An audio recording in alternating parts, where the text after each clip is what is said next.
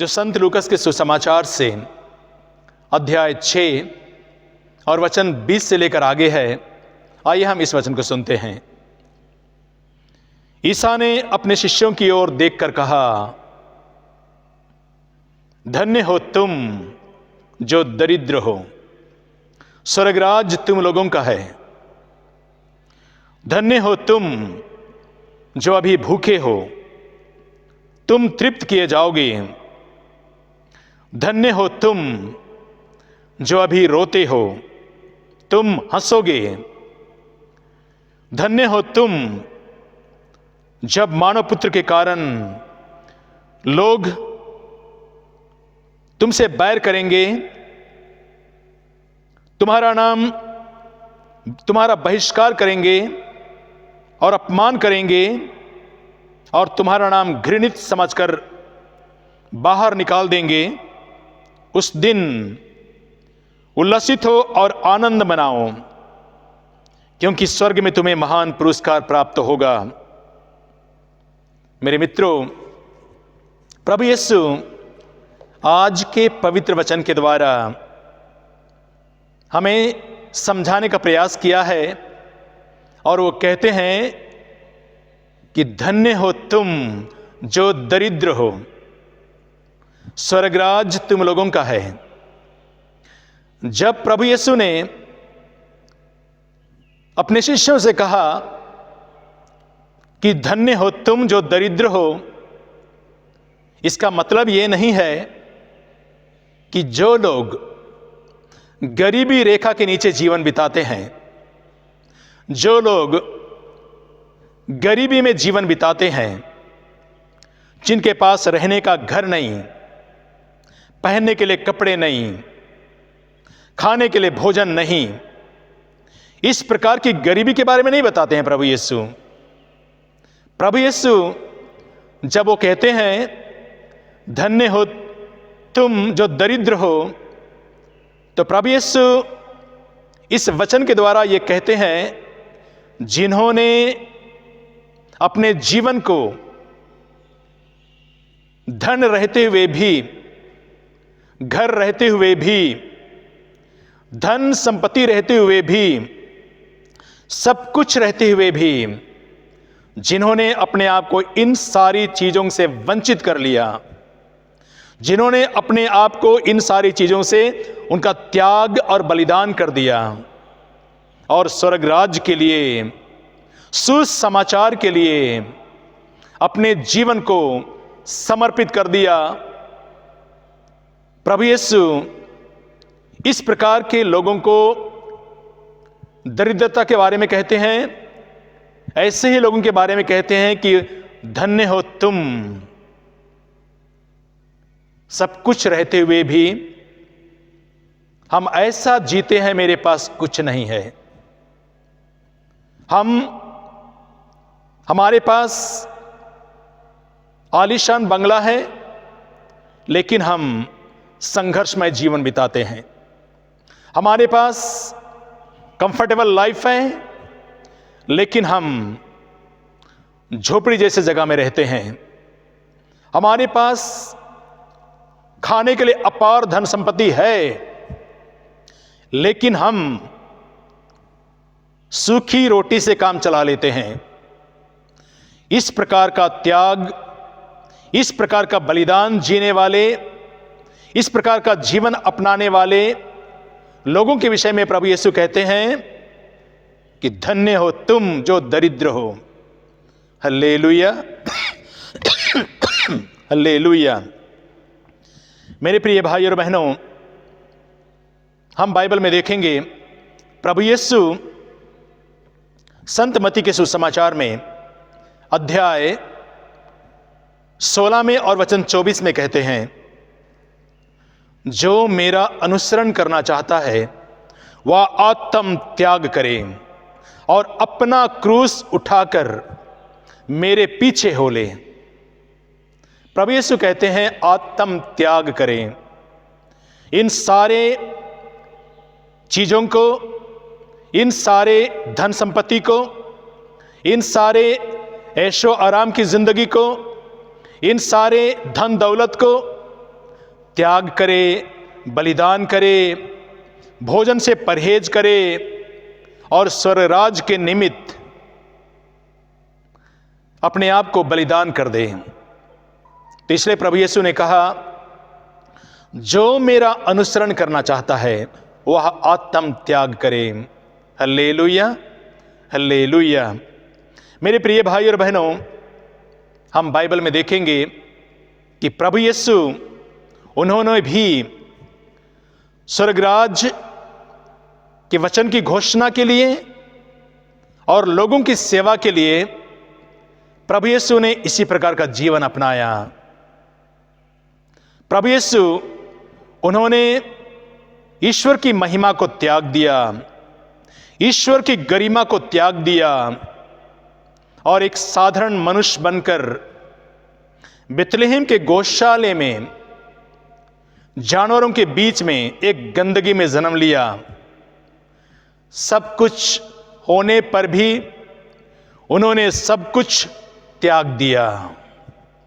इसलिए फिलिपियों के पत्र में अध्याय 2 में और वचन 6 में लिखा है, 6 और 7 में लिखा है, पवित्र वचन कहता है, वह वास्तव में ईश्वर थे और उनको पूरा अधिकार था कि वह ईश्वर की बराबरी करें, लेकिन उन्होंने दास का रूप धारण कर और मनुष्यों के समान बनकर अपने को दीनहीन बना लिया और क्रूस मरण तक आज्ञाकारी बनकर अपने को और भी दीन बना लिया।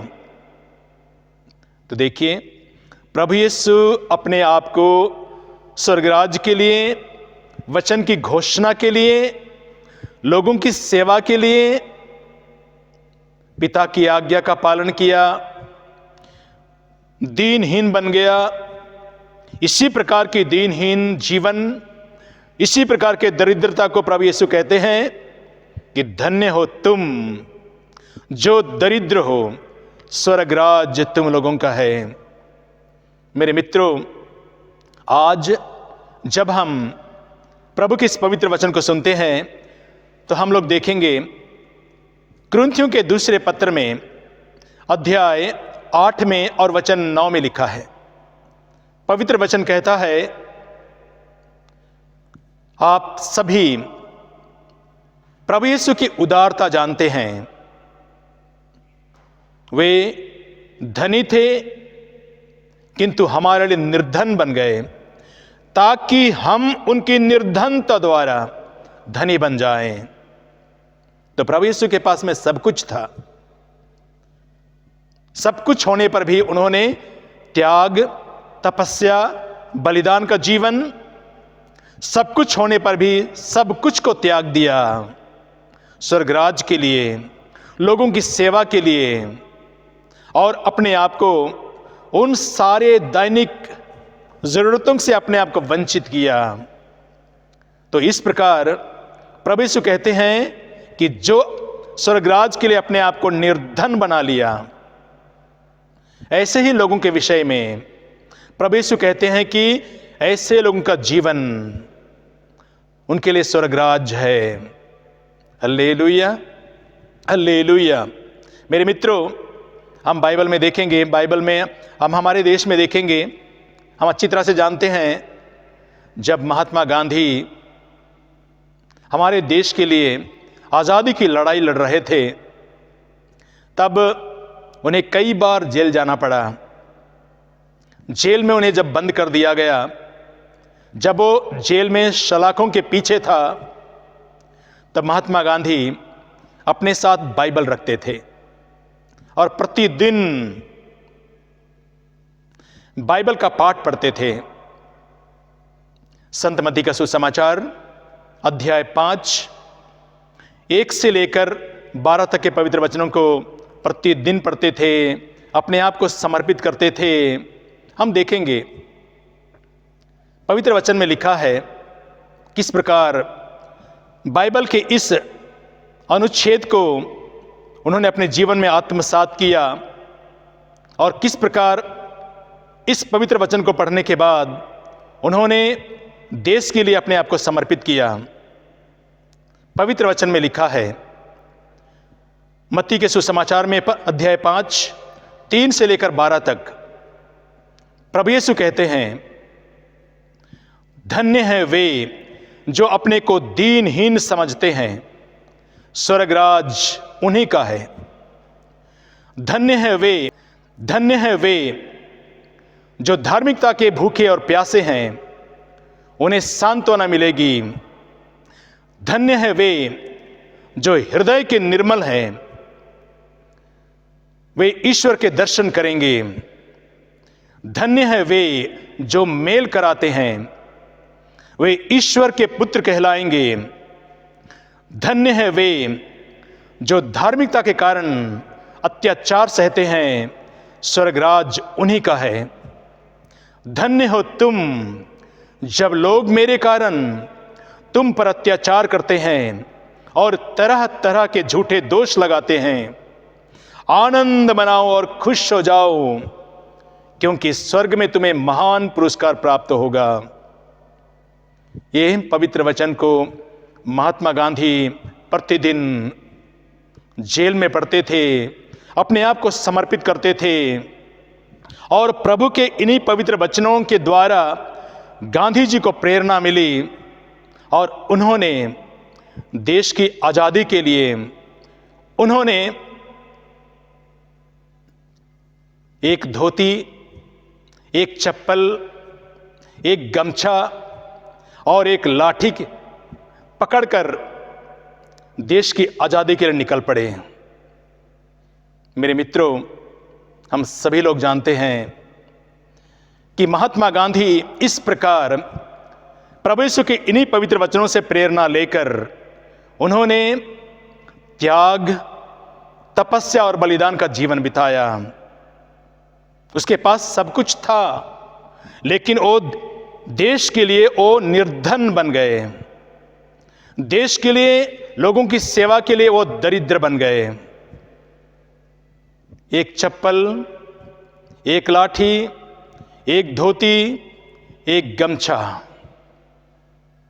और इसी के द्वारा उन्होंने अहिंसा का आंदोलन छेड़ दिया। गांधी प्रभु यीशु का अनुयायी था। इस सवाल का जवाब मैं यहां पर छोड़ता हूं, वो महात्मा गांधी प्रभु यीशु का शिष्य था या नहीं था, लेकिन उन्होंने प्रभु यीशु की वचन के अनुसार जीवन बिताया। क्योंकि प्रभु यीशु अपने पवित्र वचन में कहते हैं, संत लूकस के सुसमाचार में अध्याय 8 वचन 27 में कहते हैं, मेरी माता और मेरे भाई वे हैं जो मेरे वचन को सुनते हैं और उसका पालन करते हैं। जो मेरे वचन को सुनते हैं और उसका पालन करते हैं, वही मेरी भाई, मेरी बहन और मेरी माता है। प्रभु यीशु ने बता दिया। आप तो ईसाई हैं, क्या आप प्रभु के वचन का पालन करते हैं? क्या आप प्रार्थना करते हैं? क्या आप बाइबल पढ़ते हैं? महात्मा गांधी ने तो उन्होंने प्रभु यीशु के वचन को सुना, उसको पढ़ा, अपने आप को समर्पित किया।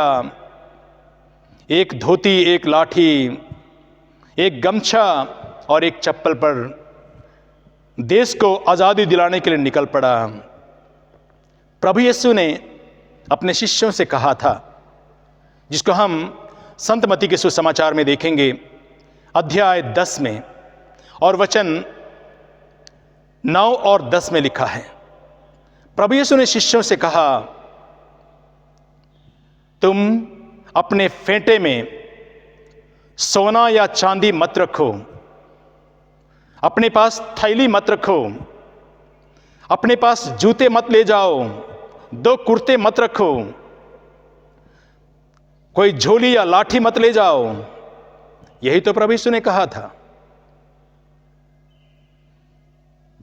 प्रभु यीशु इस प्रकार स्वर्गराज के लिए और लोगों की सेवा के लिए इस प्रकार का जीवन अपनाने के लिए कहा। त्याग, तपस्या, बलिदान का जीवन। ना झोली, ना लाठी, ना फेंटे में पैसा, ना जूते, ना दो कुर्ते, ना झोली ले जाओ। महात्मा गांधी ने तो इन सब का पालन किया। मेरे मित्रों, और हम जानते हैं महात्मा गांधी के इसी त्याग और बलिदान की वजह से आज हिंदुस्तान उसे बापू कहकर पुकारता है। जब महात्मा गांधी हमारे देश का प्रतिनिधि करते हुए इंग्लैंड में किंग जॉर्ज पंचम के चैम्बर में उसे जब उपस्थित होना पड़ा, तो महात्मा गांधी इन्हीं खाली हाथ, एक लाठी, एक धोती, एक गमछा के साथ किंग जॉर्ज पंचम के चैम्बर में प्रवेश किया। और किंग जॉर्ज पंचम, जो आधी दुनिया पर राज्य करता था, उन्होंने महात्मा गांधी से कहा, वेयर आर योर गारमेंट्स? और महात्मा गांधी ने कहा, सर, मेरे कपड़े और मेरे देशवासियों के कपड़े तो आपने चुरा लिया। जो महात्मा गांधी प्रभु यीशु के वचनों का पालन किया, जो महात्मा गांधी त्याग और तपस्या और बलिदान का जीवन अपनाया, सब कुछ त्याग दिया, दरिद्रता का जीवन, महात्मा गांधी का जवाब सुनने के बाद किंग जॉर्ज पंचम, जिसके पास अपार धन संपत्ति थी, जो आधी दुनिया पर राज्य करता था, लेकिन गांधी जी के उत्तर का जवाब नहीं दे पाया। गांधी के मात्र इन शब्दों ने उन्हें खामोश कर दिया। क्योंकि हम अच्छी तरह से जानते हैं किंग जॉर्ज ने क्या किया था हमारे देश के साथ। मेरे मित्रों, आज जब हम प्रभु के इस पवित्र वचन को सुनते हैं, जहां प्रभु यीशु कहते हैं अपने शिष्यों से, धन्य हो तुम जो दरिद्र हो। जब प्रभु यीशु ने कहा धन्य हो तुम दरिद्र हो, तो इसका मतलब प्रभु यीशु ने बहुत कुछ कहा है। स्वर्गराज तुम्हारा है। हमारे पास प्रभु की अपार शक्ति, हमारे पास प्रभु की अपार कृपा है, हमारे पास ईश्वर की अपार बरकत है। Hallelujah, hallelujah. मेरे मित्रों, हम बाइबल में देखेंगे, हम देखेंगे जब मदर तेरेसा, उन्होंने भी इसी प्रकार लोगों की सेवा के लिए, सुसमाचार के लिए, उन्होंने प्रभु के वचनों को सुनकर, जिस प्रभु ने कहा जो मेरा अनुसरण करना चाहता है वो आत्म त्याग करे, तो मदर तेरेसा ने भी दरिद्रता का जीवन, दीनहीनता का जीवन को अपनाया और उन्होंने अपने जीवन काल में, उनके पास कुछ भी नहीं था, लेकिन उन्होंने उन सारे लोगों की सेवाएं दी जो गटर में पड़े हुए थे, उन सारे लोगों की सेवाएं दी जो कूड़े के ढेर पर अंतिम सांस गिन रहे थे, उन लोगों की सेवाएं दी जो कोढ़ की बीमारी में थे और उनके घावों को वह खुद साफ करती थी। तो ऐसे तमाम लोगों की सेवाएं मदर तेरेसा ने की।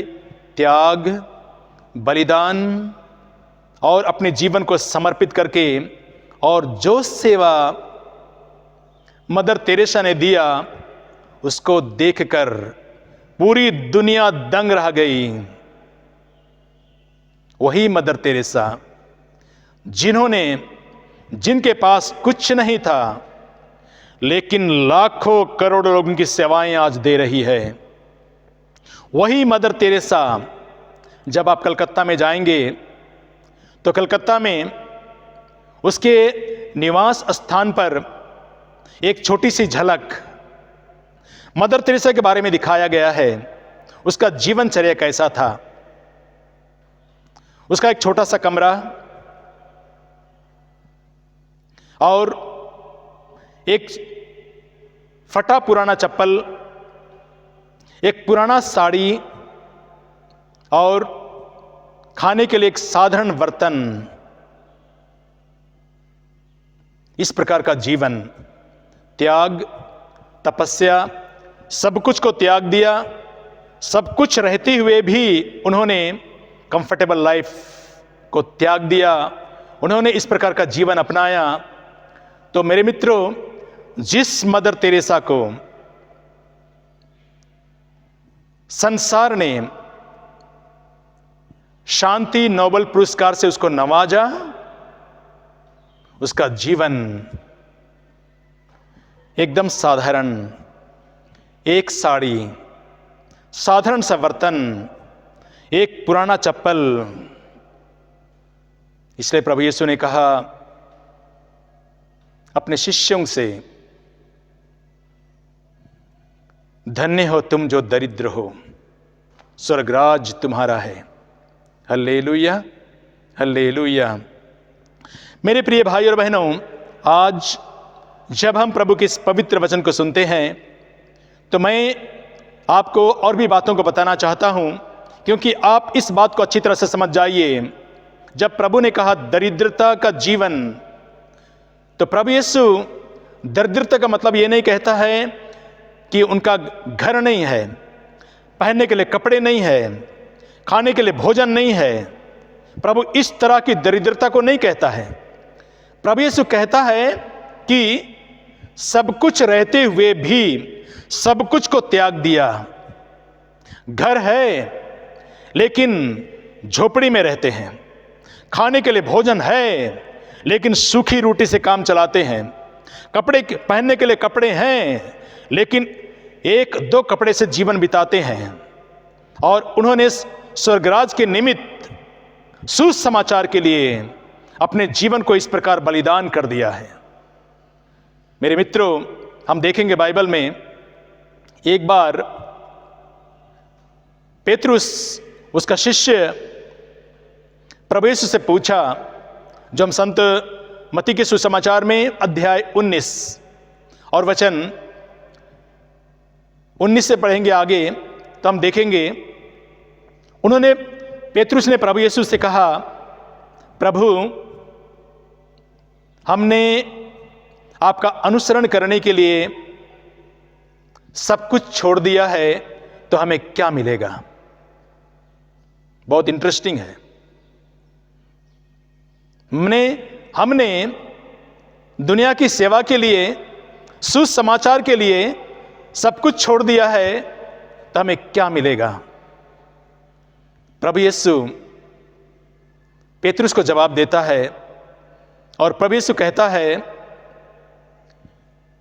कि जब मानव पुत्र अपने पुनरुत्थान में अपने महिमामय सिंहासन पर विराजमान होगा, तब तुम भी 12 सिंहासनों पर विराजमान होकर इस्राएल के 12 वंशों का न्याय करोगे। और जो मेरे लिए और सुसमाचार के लिए अपना जीवन त्याग दिया,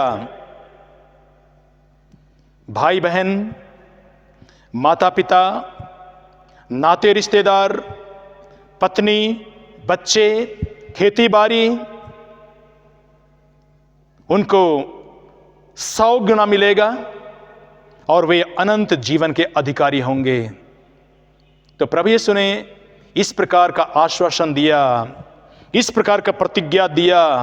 इससे पवित्र वचन में लिखा है कि जो लोग, प्रभु यीशु ने कहा, धन्य है वे जो अपने को दीनहीन समझते हैं, स्वर्गराज उन्हीं का है।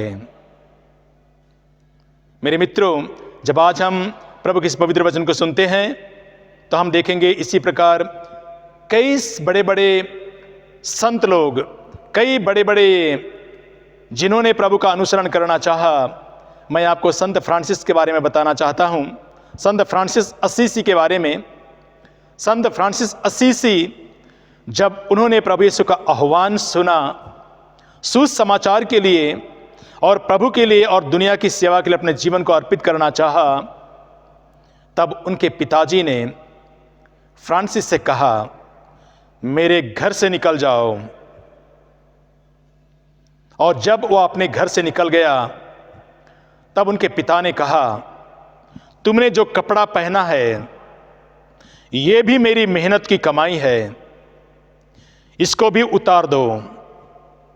और संत फ्रांसिस अपने पिता के पास, अपने घर वालों के पास कपड़ा उतार दिया, नंगा हो गया प्रभु यीशु के लिए, सुसमाचार के लिए, और अपने आप को हर प्रकार के कंफर्टेबल लाइफ से अपने आप को वंचित कर दिया।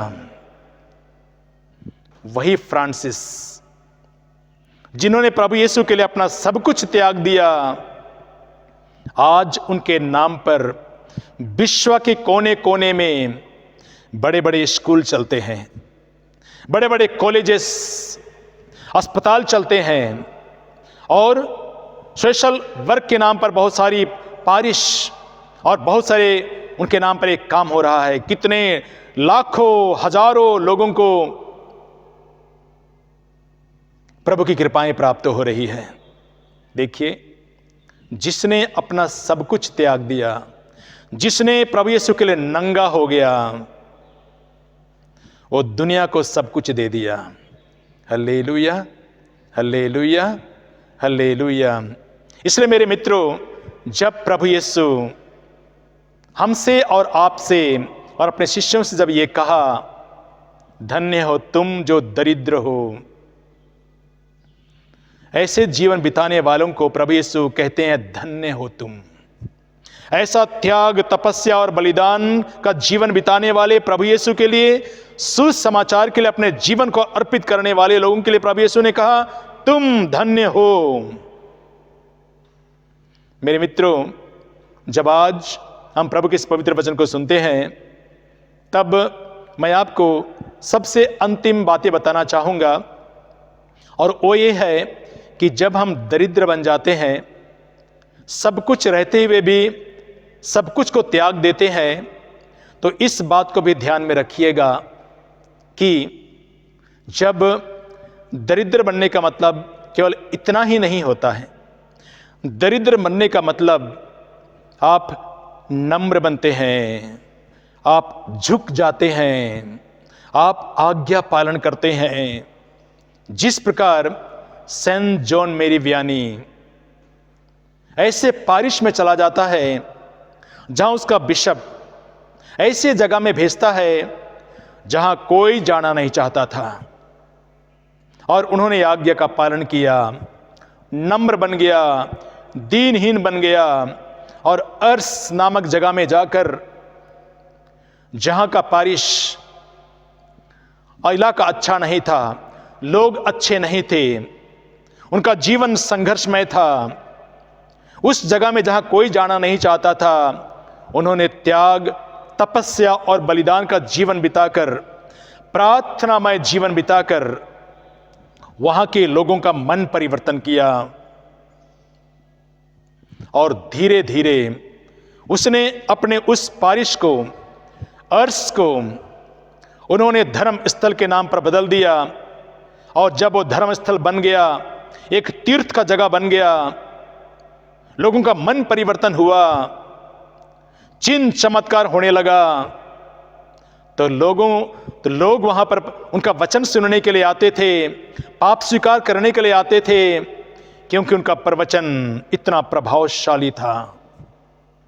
जिसने प्रभु यीशु के लिए नम्र बन गया, जो प्रभु यीशु के लिए अपना सब कुछ त्याग दिया, वो दुनिया को बहुत कुछ दिया, और लोग उसको सुनना चाहते थे, लोग उनसे आशीष लेना चाहते थे।